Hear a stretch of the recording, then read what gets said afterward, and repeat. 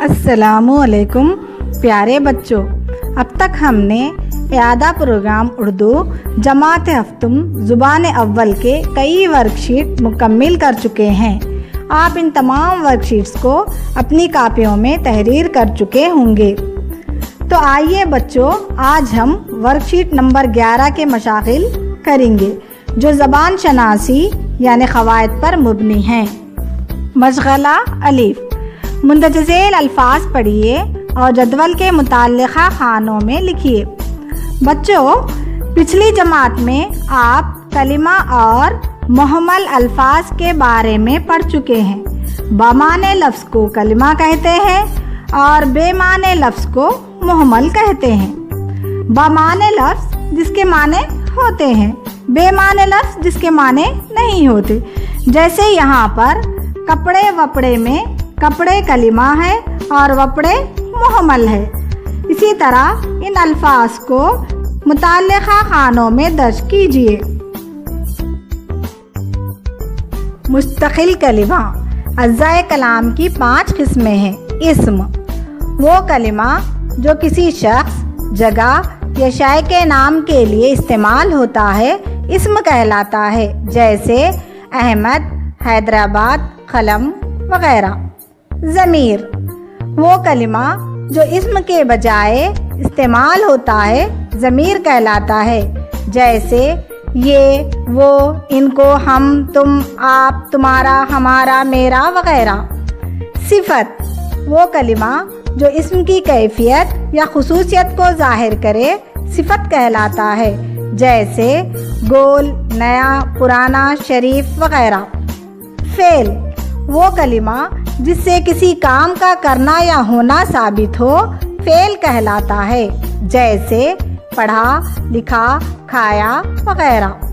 متعلق فعل، وہ کلمہ جو فعل کی خصوصیت کو بتائے متعلق فعل کہلاتا ہے، جیسے آہستہ، صاف، جلدی وغیرہ۔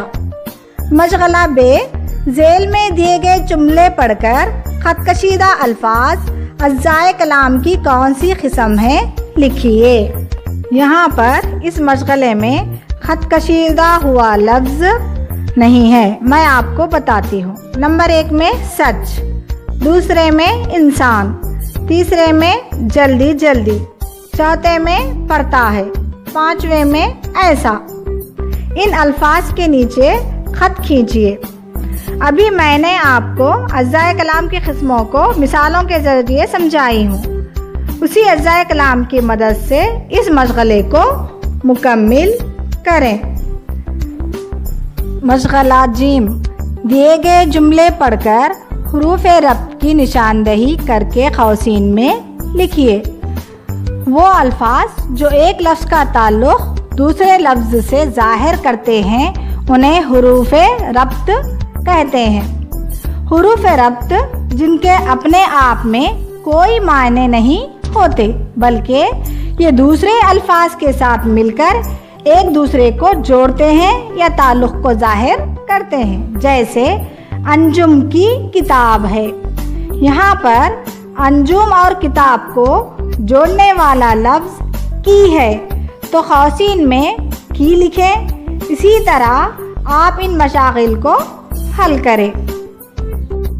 مشغلہ دال، دیے گئے جملے پڑھیے، حروف عطف کی نشاندہی کر کے قوسین میں لکھیے۔ ایسے حروف جو 2 جملوں یا اسموں کو ملانے کے لیے استعمال ہوتے ہیں حروف عطف کہلاتے ہیں۔ یعنی 2 اسموں کو ملانے کے لیے، 2 جملوں کو ملانے کے لیے اور 2 لفظوں کو ملانے کے لیے ہم حروف عطف کو استعمال کرتے ہیں۔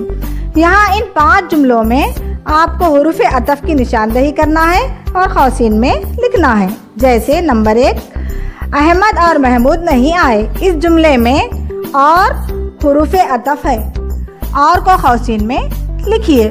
اسی طرح حروف عطف کی نشاندہی کرتے ہوئے بقیہ جملوں کو بھی آپ مکمل کر لیں۔ مشغلہ ہے، دیے گئے الفاظ پڑھ کر اسم، صفت، ضمیر، حرف ربط، حرف عطف کو نیچے دی گئی جدول میں لکھیے۔